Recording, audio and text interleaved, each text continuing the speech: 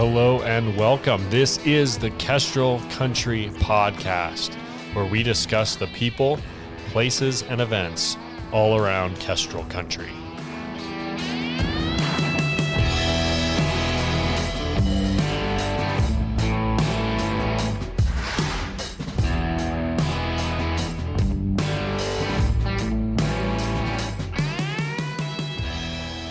Hey guys, I'm your host, Mike Church, joined here once again by my lovely co-host and beautiful wife, Catherine. Hello, hello. We're coming to you live from the dining room of our house in rural Moscow, Idaho. So good to be with you all this first day of March. This will be dropping tomorrow on the second day, but can't believe it's March already. Time is a-flying. Your birthday month. My birthday month. And Ace's. Yeah.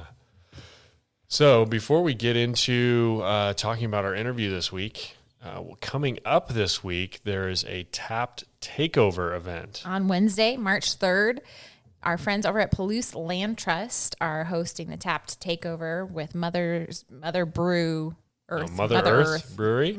Yep. is the Tap Takeover, but a portion of the beer sales that night will go to the Potlatch Land Trust, and the work they do. They own and operate the Idler's Rest Nature Preserve. Yeah, Idler's Rest Nature Preserve, which we talked about on our last episode with James Engerbretson. So come on out, support them, enjoy some good beers, and time with members of the community.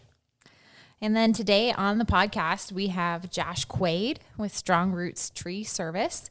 But we also talk a lot about his ministry down in Ethiopia. So from Potlatch. Which is One Changed Life. Yes. So all the way from Potlatch to Ethiopia, and a lot of interesting things to learn about. Yeah, we talk about everything from when you should prune your fruit trees to kind of the climate and the issues over there in Addis Ababa, the capital of Ethiopia. And what their ministry is doing down there. Yeah, their story, how they got connected. Really a fascinating story. And I'm sure there are a lot more stories as well, but fun talking to Josh Quuade. And so let's get into the interview with Josh.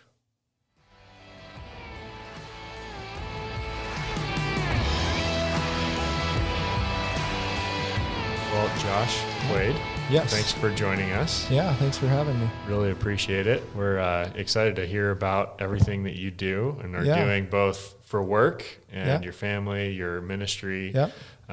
So yeah, we're I guess we first got to know, or I met you first when you just happened to stop by, yeah. I think when we first opened. Yeah, you just opened, and I had seen the sign, and I remember just thinking, man, that's a cool looking building, and I liked what you guys did out front, and drove by and saw you here. I might even whipped back around and then just pulled in, introduced myself, see what you guys were doing, and we visited for a few minutes, and yeah, I was just excited to see what you guys were doing, and Yeah. And then I think we followed you on Instagram or somehow got connected. So we've seen what you've been up to, and which has been really fun.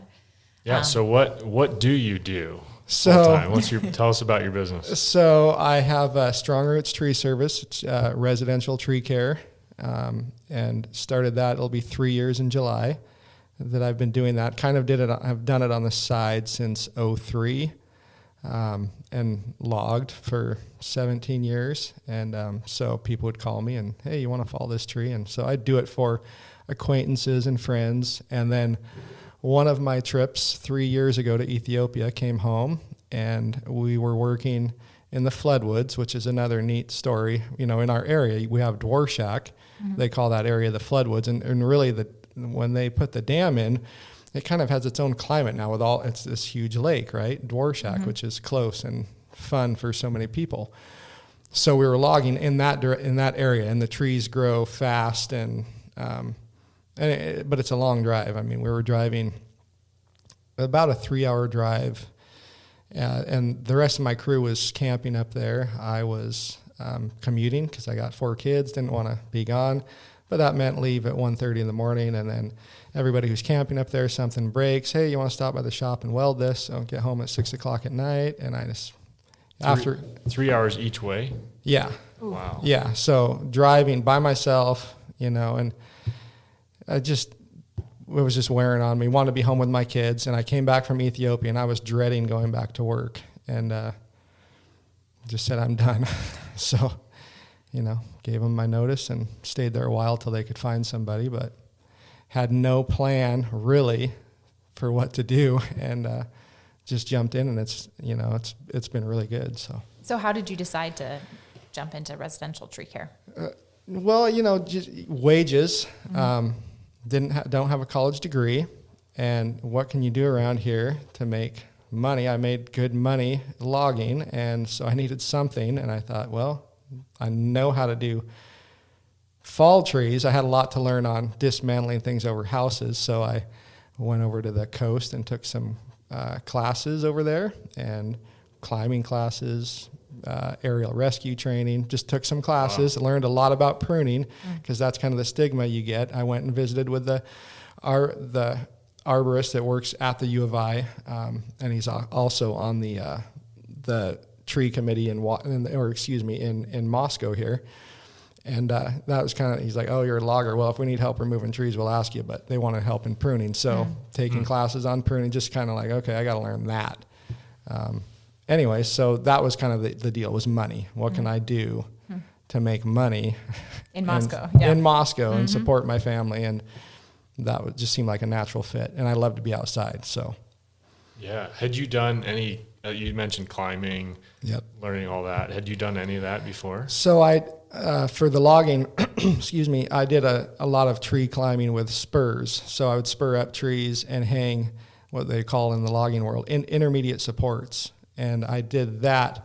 Really, the company hadn't done any of that. And then the company I'd worked at before, we did a fair bit of it. I didn't know it very well, but I kind of learned that. And so kind of got a whole new niche for that logging outfit. And that's where I was for 15 years, was with that company. And they were able to expand by bigger tower machines, because we could get helicopter ground with a line machine, which saved the mills a lot of money. It was cheaper for them to have us do it. But if we were able to climb and hang these intermediate supports to get up over bluffs and things, then it opened it up for them. And so I started climbing a lot.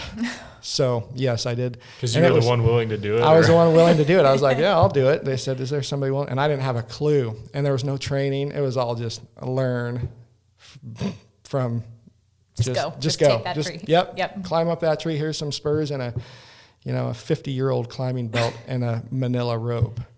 Figure it out as you go. Yeah. Now that I've gone through training, I was like, how did I not die climbing that with my big, 460 steel hanging off my, it was crazy looking back. Yeah. But learned a lot of basic things through trial and error that way. Yeah. Yeah. How did you get into logging in the first place?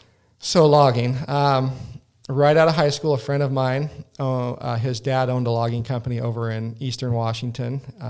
So when I graduated high school, I went and worked for him for a little while, and liked it because it was outdoors. I enjoyed being outdoors. But then we moved over here. Wife graduated, went to U of I, then WSU, and we got married right out of high school. And I wanted a steady income. This was in the mid-'90s. Logging was not steady. Mm-hmm. So I moved over here, took a job at Les Schwab in 95, and maybe it was 94. Yeah, winter of 94. And kind of worked there, and one other job through her 7 years of college. And then when she was done, I was like, I need to be out in the woods, do something. And originally I wanted to go back to college and wildlife biology or something, but when you're out of school for 7 years, it's really hard to go back. Yeah, so logging was that same friend of mine was working here in Idaho, and there was an opportunity, so I took it. That's really so cool. That's how I got into that. Yeah. How has it been jumping into the entrepreneurial world, running your own business? Crazy, but good and fun. And in high school, I did have a septic service business that my dad bought it, ran it for like 6 months, and then my friend in high school and I, we bought my dad out. So for 2 years, we ran that together, and then I moved over here. I was still like a silent partner for a year, and then we knew we weren't moving back, so he took over that business. And so I had a little bit of knowledge that you're working all the time, Yep. You guys know. people think, oh, I just want to work for myself so I can go play all the time. Well, you get home and when you don't want to do the paperwork because it's a long day, nobody else is going to do it. Yeah. So yeah, but it's been good, and I've enjoyed it, and yeah, it is nice. There is flexibility, yes, which is nice for us, especially going to Ethiopia. Now that is much easier. If we want to go for a month, we go for a month and just schedule it out that way. Yeah, and you just got back, so you've mentioned Ethiopia a couple times. Yep. Tell us about that. What are you doing in Ethiopia? So my wife and I run a nonprofit caring for street kids over in Ethiopia. We have a children's sponsorship program that we started 12 years ago through strange events, but God has plans that that we don't see. It's crazy. But anyways, through our adoption process, I met somebody over there who had a heart for street kids, and he was an Ethiopian taxi driver making $30 to $50 a month and needed help feeding these kids that were coming and listening to him share the gospel. And I honestly thought, well, yeah, my wife and I can send some money over, help you with a couple kids or something. And that was the start of it. And so we started up a nonprofit. 12 years ago? Yep, 12 years ago. How'd you meet the taxi driver? So we went over there to help move an orphanage. While we were adopting, the orphanage my daughter was in, they needed to move and they needed help. And so they were emailing, anybody have any time to help? And it was in the springtime, logging was slow. So I rounded up a couple of my friends and said, let's go over there. So we went for a few weeks, and that whole trip was just kind of a nightmare. Ended up getting some orphanages closed down. There was some corruption going on, and it was kind of a scary ordeal. But through that, our driver was Unitu is his name, and he still runs things for us over there. That's how I met him. He was our driver for 2 weeks. Wow. And so got to know him fairly well, and now he's family. So, yeah. $30 to $50 a month. Yep. And he could support himself on that? Yep. He was single at the time. He was engaged. Now he's married, and he has some other businesses going on now. But yeah, that's I think the medium the income over there it's gone up. It was about $1,200 a year. Now it's $1,900, I think, is the average income. And it's crazy. You'll have people with no money, and you'll have multimillionaires side by side. You'll have this multi-million-dollar home and literally a shack attached to one of the sides with people with nothing. And it'll be like the size of this room with 8 people living in it. Oh my goodness. Right next to people with a ton of money. They would be wealthy here. And that's in the capital city? Yep, that's in the capital, Addis Ababa, yep. So what does the organization do on a regular basis? So now we have 100 kids that are in our sponsorship program, and those people live in a home with a relative. Usually it's an aunt, uncle. There's only very few that still have a parent alive. I think there's just maybe 3 families that have a father and a mother still alive. Due to the AIDS epidemic, there's really a whole generation that was lost. About 102 million people in Ethiopia, and 48 million are 14 years old or younger. Wow. So half of that population is 14 years old or younger. Wow. So the kids, it is unbelievable. If you go downtown, anywhere, there's just kids everywhere. So there was just this need. I mean, that's what brought us there for adoption. That was never on our radar, but we were looking for somebody, a child younger than our 2-year-old at the time, and the need there was huge. Yeah. Wow. What's it been like?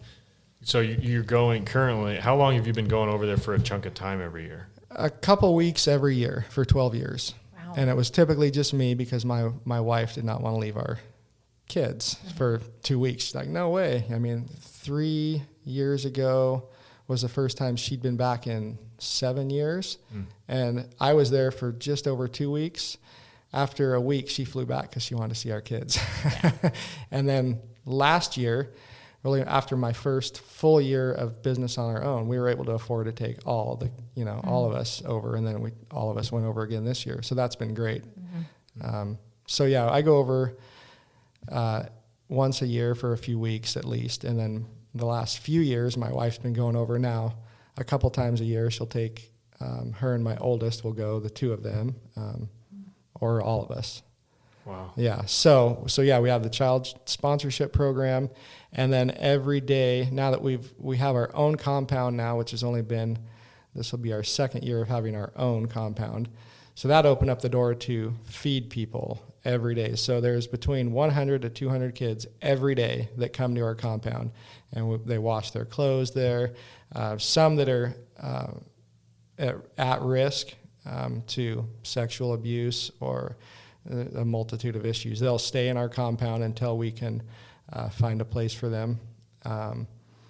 So that happens every day where they get fed. We have Bible studies, a couple every day for younger kids and then older kids. We have a widows training program that I think we're at 75 widows have gone through it, gotten business training, teach them to save. That's been really neat to see because they'll come in crying, well, my machine broke, now I'm out of business. Well, no, remember, we opened up a checking account, and so you've been setting aside some money every month. You have money set here. You can just afford it. They don't even realize, oh, we have money set? Yeah, you've been setting it aside. This is your money. They don't understand that concept. Wow. So just simple training can really change a woman's life that, their husband passed away. So we have that, and then we do the same for young men as well. A discipleship program is what we call that. So the sponsorship, the widows, the young men's discipleship program, and then just feeding the kids every day. These kids just coming off the street. And really funding and how much food and how much room we have is kind of where we shut that off. Because if you go out there and let people know, I mean, there will be thousands coming in every day. Wow. Yeah. So how many workers are on site all so the time? There 6 are there. There's 3 that live there full time, our cook, our cleaner, and our guard.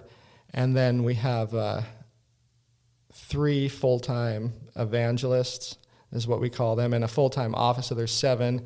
And then we have about 5 other people that rotate in, come in, and do teaching on a weekly basis. There's about 5 different people that come in. So about 11, not counting Unitu and Titna, who are the ones that we started this with 12 years ago, who kind of just oversee things now and having a young family now, so they're in their own businesses.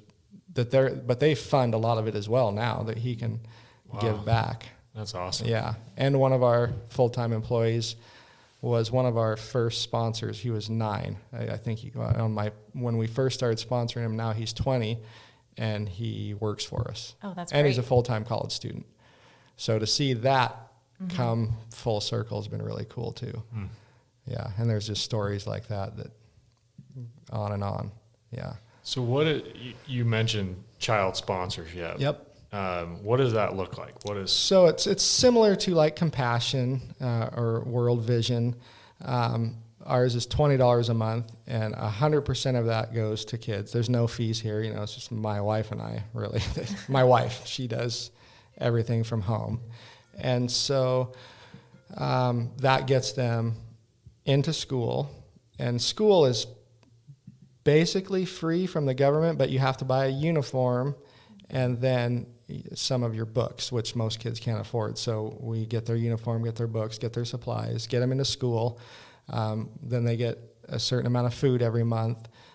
They get some set aside for medical needs. So every day, just to sponsor kids, there's kids coming in every day for a different need or a relative. Hey, we have this need. And then so our staff will go over it, bring them to the doctors, because you can't give them money. Well, yeah, here's your money, go to the doctor. So one of our staff will go to the doctors with them so they can talk with the doctor, find out what is needed. Sometimes it's, these people need better food. So out of that medical fund, for one family, we'll buy them more vegetables or meat if they need, whatever their need might be. We try to meet that. Wow. So that So that $20 a month goes right to the kids. Yep, and to that's that helping kid. them out. How do Yep. you guys cover everything else? Is that just something you're doing yourselves? So yeah, my wife and I fund a fair bit of it. Different churches. I need to get more proactive on social media because, just in the last year and a half, now with our compound, it's just doubled. And so the need it's as big as we can afford to do. So, yeah, just going out, talking to churches. And we've met people way back when we started this through adoption. So so we have people kind of all over the U.S. that sponsor kids, and some are willing to pay extra. There's friends that have given us generous donations to help us pay for our compound every month, and so it's just word of mouth and sharing. Like I'm doing here, even sharing, and if somebody has that, I want to help with those kids in Ethiopia, then they can get a hold of us. Where do you have a website? It's onechangedlife.org. That's our website, and they can go there, and PayPal's on there, and you can do a general donation, monthly donation. The options are kind of unlimited with what you want to fund. I mean, there's funding just the street kids that come in every day. We're constantly buying food, to feed all these kids, and that's expensive. So that there's just different options people can donate there. And where do you see wanting to grow? So you got the compound. Would it be another compound or more classes? Ideally it's classes, it's teaching, because we would love it to be self-sustaining, and the government actually, just this morning I got pictures of, it was yesterday during the night, there's some of our young men that come in from the street.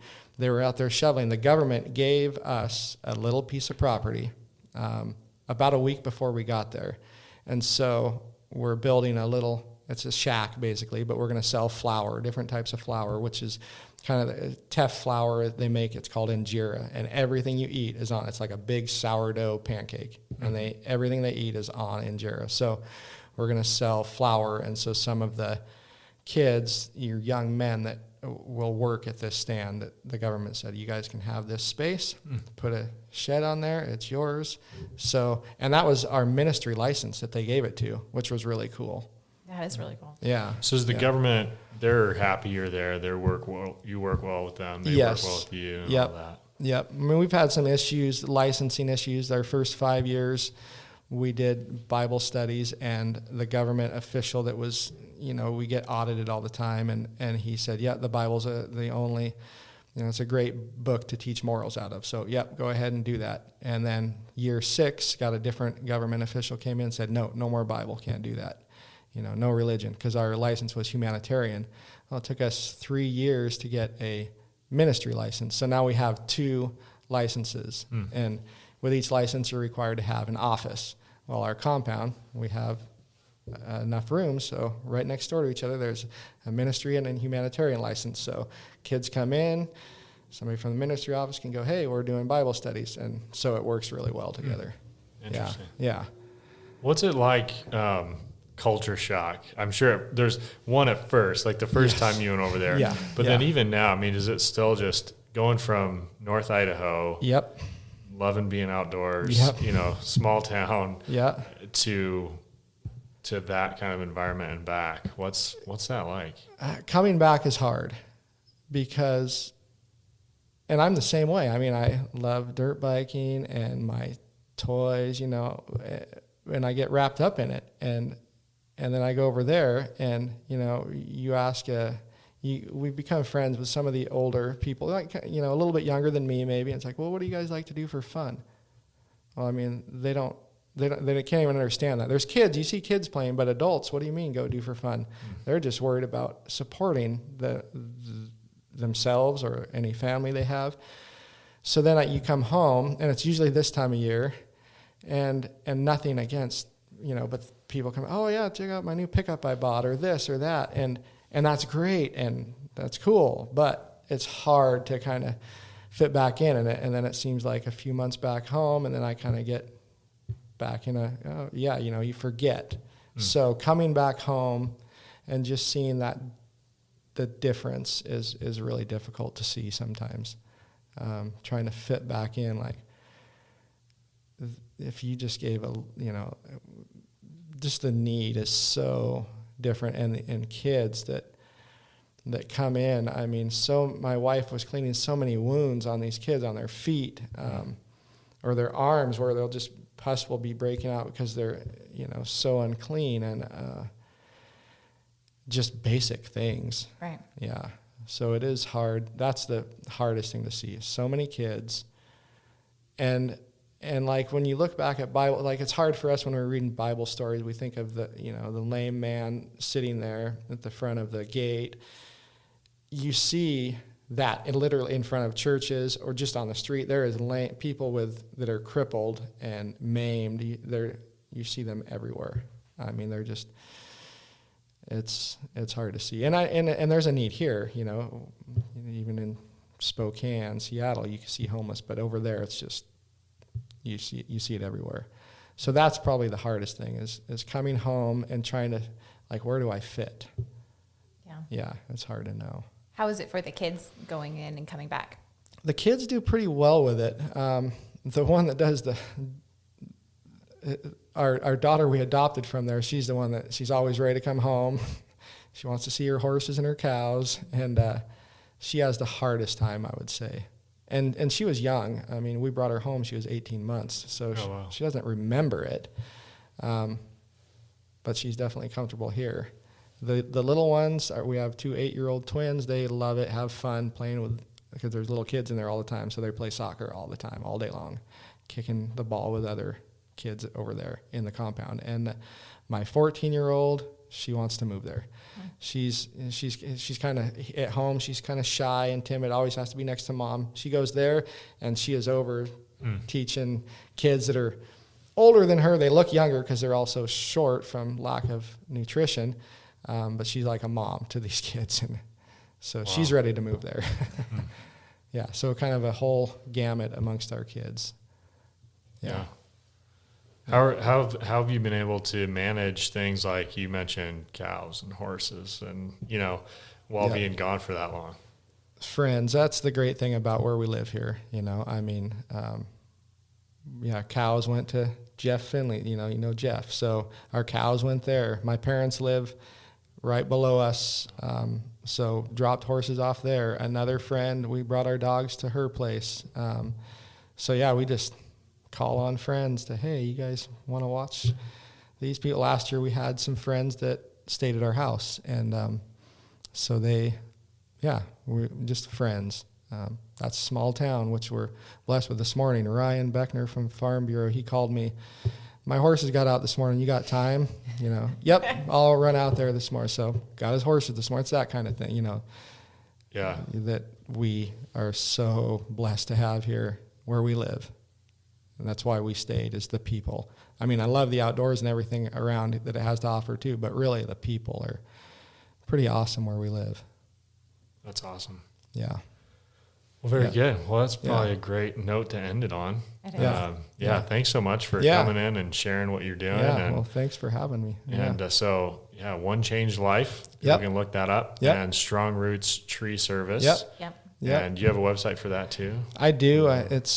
I'm never on that website. A friend of mine made it on Google. Or on Instagram. Instagram, Strong Roots Tree. Instagram, that's probably where I'm the most. And what should people be looking for in the spring for trees, by the way? We just had that huge windstorm. The windstorm, I mean, is it close to your? That's a big thing. People don't realize what it does to your roofs and the moss that can grow because the sunlight doesn't get on your roof. So do you have something that's getting close to your house? Prune that back. Is there does your tree split? Get that looked at. Some trees, I mean, there's certain unions that are very strong in trees, and there's others that are prone to fail. So, give me a call, and I'll, free estimate, drive by, look. No, that tree looks great. Don't worry about it.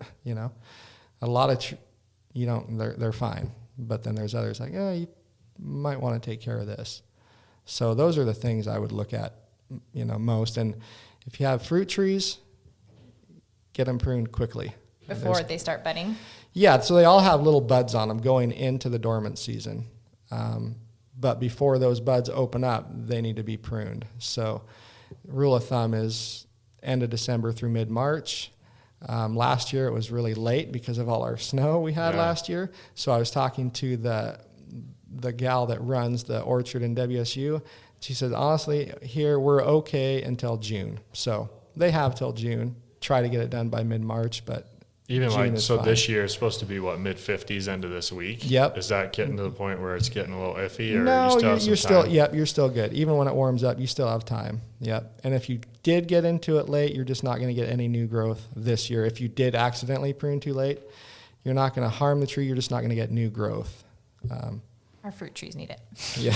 Yeah, I know. That's what's going through my head. Yeah. Get out there. Yep. So yeah, those are the things. Awesome. Keep them off your house. Keep trees off your house. If you got a fork in your tree, maybe get that looked at. And fruit trees, get them done quick. Sounds good. Sounds good. Yeah. Thanks, Josh. Yeah, Thank thanks you. for having Appreciate me. You too. Thanks for joining us. Like, share, subscribe. We'll see you next week.